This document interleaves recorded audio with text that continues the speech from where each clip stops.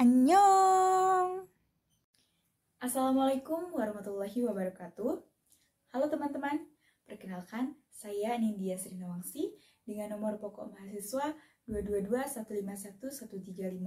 Saya mahasiswi jurusan Pendidikan Matematika, Fakultas Keguruan dan Ilmu Pendidikan Universitas Siliwangi.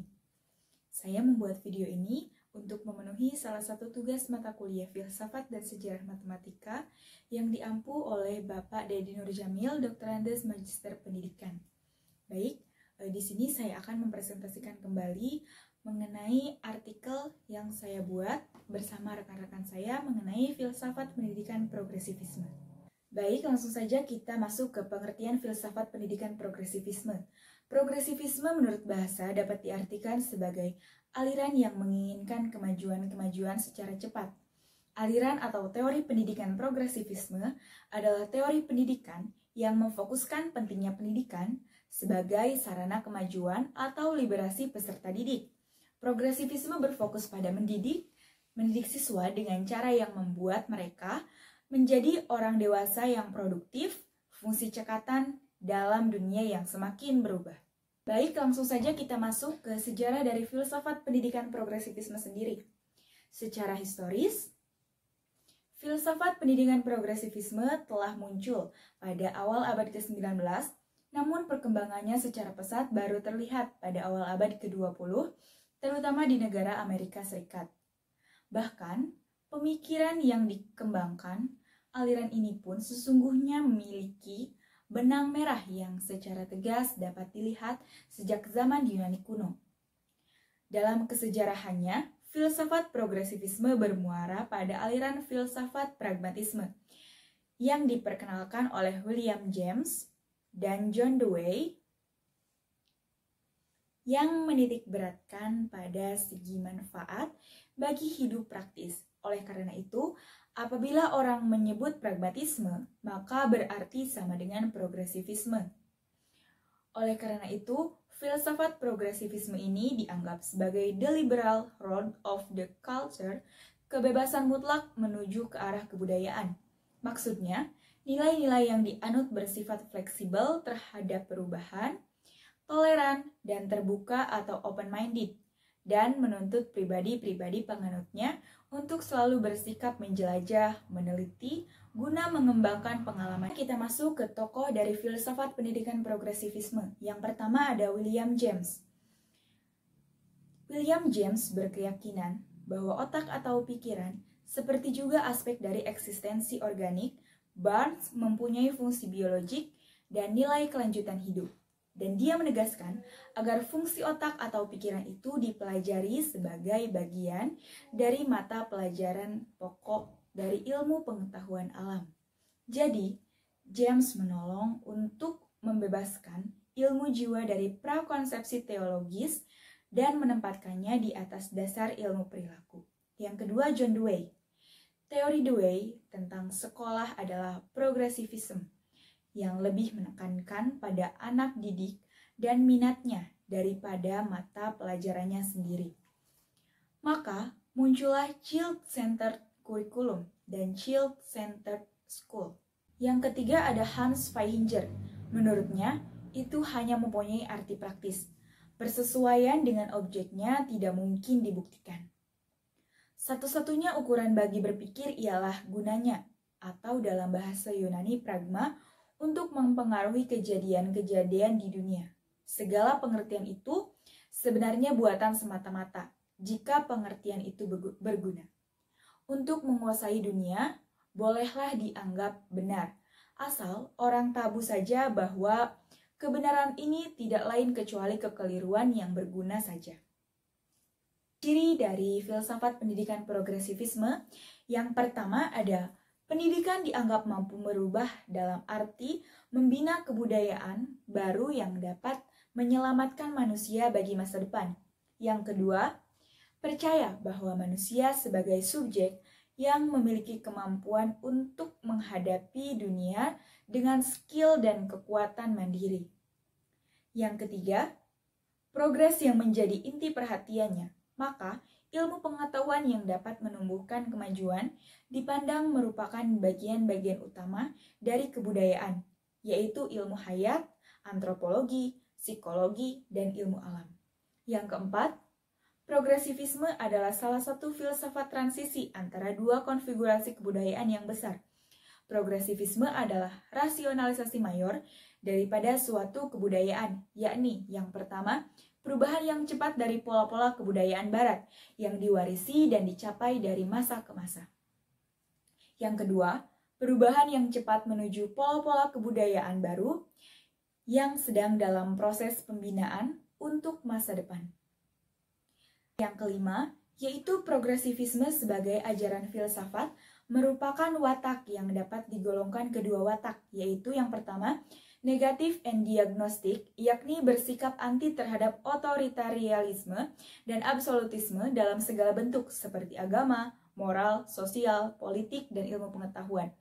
Yang kedua, positif and remedial, yaitu suatu pernyataan dan kepercayaan atas kemampuan manusia sebagai subjek yang memiliki potensi alamiah, terutama kekuatan-kekuatan self-regeneratif atau diperbarui sendiri untuk menghadapi dan mengatasi semua problem hidup. Yang selanjutnya adalah landasan filsafat pendidikan progresivisme. Dasar filosofis dari aliran progresivisme adalah realisme spiritualistik dan humanisme baru. Realisme spiritualistik berkeyakinan bahwa gerakan pendidikan progresif bersumber dari prinsip-prinsip spiritualistik dan kreatif dari Froebel dan Montessori, serta ilmu baru tentang perkembangan anak. Sedangkan humanisme baru menekankan pada penghargaan terhadap harkat dan martabat manusia. Harkat dan martabat manusia sebagai seorang individu. Dengan demikian, orientasinya individualistik. Progresivisme beranggapan bahwa kemajuan-kemajuan yang telah dicapai oleh manusia tidak lain adalah kemampuan manusia dalam mengembangkan berbagai ilmu pengetahuan berdasarkan tata logis dan sistematisasi berpikir ilmiah. Oleh karena itu, tugas pendidikan adalah melatih kemampuan subjek didiknya dalam memecahkan berbagai masalah kehidupan yang mengarah pada pengembangan ilmu pengetahuan. Ilmu pengetahuan ini berguna bagi kehidupan dalam bermasyarakat. Aliran ini memandang bahwa yang real adalah segala sesuatu yang dapat dialami dan juga dapat dipraktikkan dalam kehidupan nyata. Adalah progresivisme dalam pendidikan. Progresivisme dalam pendidikan yaitu yang pertama, proses belajar. Filsafat progresivisme mempunyai konsep bahwa anak didik mempunyai akal dan kecerdasan sebagai potensi yang merupakan suatu kelebihan dibandingkan dengan makhluk lain. Filsafat progresivisme meletakkan dasar-dasar kemerdekaan dan kebebasan kepada peserta didik. Anak didik diberikan kebebasan secara fisik maupun berpikir guna mengembangkan bakat, kreativitas, dan kemampuan yang terpendam dalam dirinya. Berdasarkan pandangan di atas, maka sangat jelas bahwa filsafat progresivisme bermaksud menjadikan anak didik yang memiliki kualitas dan terus maju atau berprogres sebagai generasi yang akan menjawab tantangan zaman. Yang kedua, guru. Peran guru dalam suatu kelas yang berorientasi secara progresif adalah berfungsi sebagai pembimbing atau orang yang menjadi sumber, yang intinya memiliki tanggung jawab untuk memfasilitasi pembelajaran siswa. Yang selanjutnya, sekolah. Sekolah yang baik adalah sekolah yang dapat memberi jaminan para siswanya selama belajar. Maksudnya adalah sekolah harus mampu membantu dan menolong siswanya untuk tumbuh dan berkembang serta memberi keleluasaan tempat untuk para siswanya dalam mengembangkan bakat dan minatnya melalui bimbingan guru dan tanggung jawab kepala sekolah. Sekolah yang ideal adalah sekolah yang isi pendidikannya berintegrasi dengan lingkungan sekitar. Untuk itu, sekolah harus dapat mengupayakan pelestarian karakteristik atau kekhasan lingkungan sekolah sekitar. Filsafat progresivisme menghendaki isi pendidikan dengan bentuk belajar sekolah sambil berbuat atau learning by doing. Yang keempat, kurikulum. Filsafat progresivisme menghendaki jenis kurikulum yang bersifat luas atau fleksibel dan eksperimental atau berdasarkan pengalaman. Kurikulum bisa diubah sesuai dengan zamannya. W.H. Kilpatrick mengatakan suatu kurikulum yang baik berdasarkan 3 prinsip. Yang pertama, meningkatkan kualitas hidup anak didik. Yang kedua, menjadikan kehidupan aktual anak ke arah perkembangan dalam suatu kehidupan yang bulat dan menyeluruh. Yang ketiga, mengembangkan aspek kreatif kehidupan sebagai uji coba atas keberhasilan sekolah. Ke prinsip filsafat pendidikan progresivisme. Yang pertama, Pendidikan adalah hidup itu sendiri, bukan persiapan untuk hidup. Kehidupan yang baik adalah kehidupan intelijen, yaitu kehidupan yang mencakup interpretasi dan rekonstruksi pengalaman. Anak memasuki situasi belajar yang disesuaikan dengan usianya dan berorientasi pada pengalaman. Yang kedua, pendidikan harus berhubungan secara langsung dengan minat anak, minat individu yang dijadikan sebagai dasar dari motivasi belajar. Sekolah menjadi child center, di mana proses belajar ditentukan terutama oleh anak. Secara kodrati, anak suka belajar apa saja yang berhubungan dengan minatnya.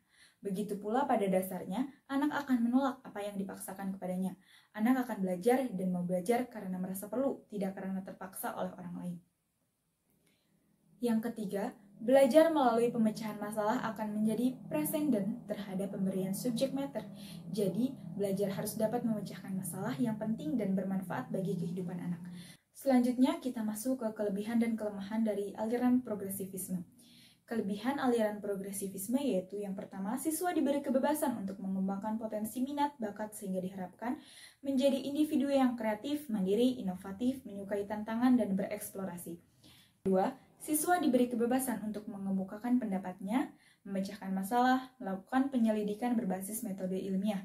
Yang ketiga, siswa belajar untuk mencari tahu sendiri jawaban dari masalah atau pertanyaan yang timbul di awal pembelajaran.